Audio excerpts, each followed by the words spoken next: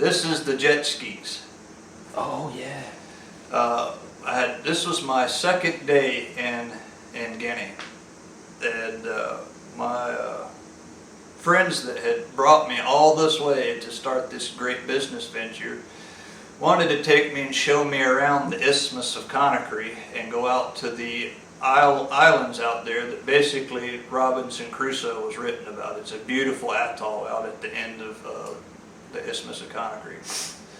So he's got a wonderful jet ski, and we pushed it off the beach and got it launched, and we take off. We're having a great time, and we get way out in the Atlantic, and it starts running real rough, and we're not wearing life jackets. We're way offshore, and suddenly the darn jet ski starts sinking. Well, we're both real good engineers, so we're going to fix this. And I still had my trusty Leatherman on my hip when we popped the seat off of this jet ski, and a cat comes out from the hull. The poor cat's whiskers are burned to right about here. And that cat looks at me and looks at my buddy and looks back at me and says, "Peace." Off he went into the water, gone. I'm like, well, I'm sorry, kitty cat, we're miles away from anywhere. I don't know what to tell you. And we start working and working more, and the jet ski sinks all the way to the little flotation foam that's holding it up. That's all there is. Well, we're adrift, way out in this dangerous part of this shipping channel off the end of Conakry. And out of nowhere we see a big pirogue, which is the large wooden boats with the engines on poles coming. We're yelling and screaming and hollering, and they turned and come get us, and I climbed in again. Day two in Africa, climbed in, and I'm already nervous. We tied the sunken jet ski to the side of the boat and start to take off, and out of nowhere my buddy jumps in the water. I'm like, uh-oh, I'm getting ready to jump, because he saw something. They're going to rob us, they're going to do something. But no, out of nowhere I hear this cat going, "Meow!" And I look back, and that cat had swam back to the boat, and he jumped in and threw the cat in the boat. Well, now we're already in a large group of annoyed people that has picked us up, and he just threw a really angry cat into the boat with us, and that cat is terrassing up and down this boat, terrorizing everybody.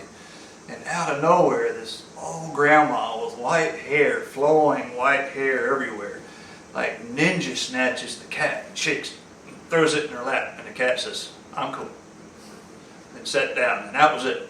Well, they didn't go back to the mainland. They took us to that island.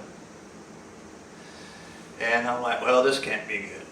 We get to the island, and they drag the darn jet ski up on shore, and out of nowhere, this entire group of folks comes out of the bush, grabs the jet ski, still full of water, and carries it off. We're like, well, that's gone. And at that time, the boss comes down. And I know he was the boss because he's on an island out there, and he's wearing a suit coat and has 2 gold watches on his left arm and 1 gold watch on the right arm. He's the boss. And he starts negotiating with my buddy who grew up there and spoke really good Ghanaian French. I, at the time, have never left the water side because I figure I can swim and save my life if they're going to try anything. So I stayed right there pretending to be a Navy SEAL and ready to dive and swim away at any time. Well, after about half an hour negotiating, the jet ski reappears from the bush. And in exchange for passage back to the mainland, we'll leave the jet ski with them and then give them all the fuel out of it. I'm like, okay, whatever. So we hot wired it, pulled the fuel pump apart, the fuel injector prime pump, and we just kept pumping fuel in the water bottles, and the deal's done. And it's dark now. We left at 9 in the morning. We haven't had anything to drink, anything to eat. We are sunburned. We've been stuck on this island negotiating for basically our lives, and we're finally heading back. Well, we're heading back across that same strait in another one of these little wooden boats, totally dark. And you hear somebody yell, and suddenly the boat we're in would turn. I'm like, Okay, that's interesting. You hear somebody else yell, and you would turn. And these island fisher people could navigate this entire way through fishing nets in total darkness just by how they would yell at each other. And again, of course, they didn't take us back to our house. They dropped us off at the main fishing pier of Conakry.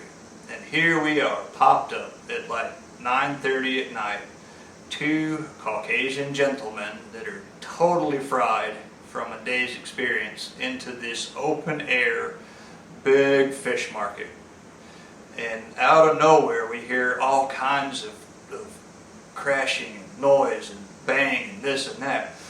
And the biggest sight I've ever seen was this truck driving through the fish market, knocking everything out of the way, and it was one of my favorite guards coming to our rescue.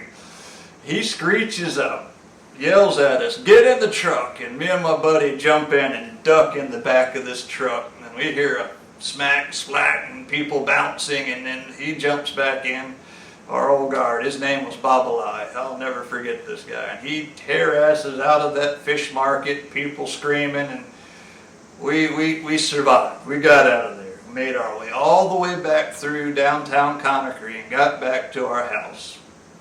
And here we come, walking up to my neighbor's little shoreside restaurant. The absolute Roman war hero victors of the latest conquest. And my buddy's dad looks up at him and just shakes at my buddy and shakes his head. And he says, "Young Mike, are you okay?" I said, "It's been an impressive day, sir." And he pours me a nice glass of red wine and sets some food in front of me and says, "Welcome to Africa."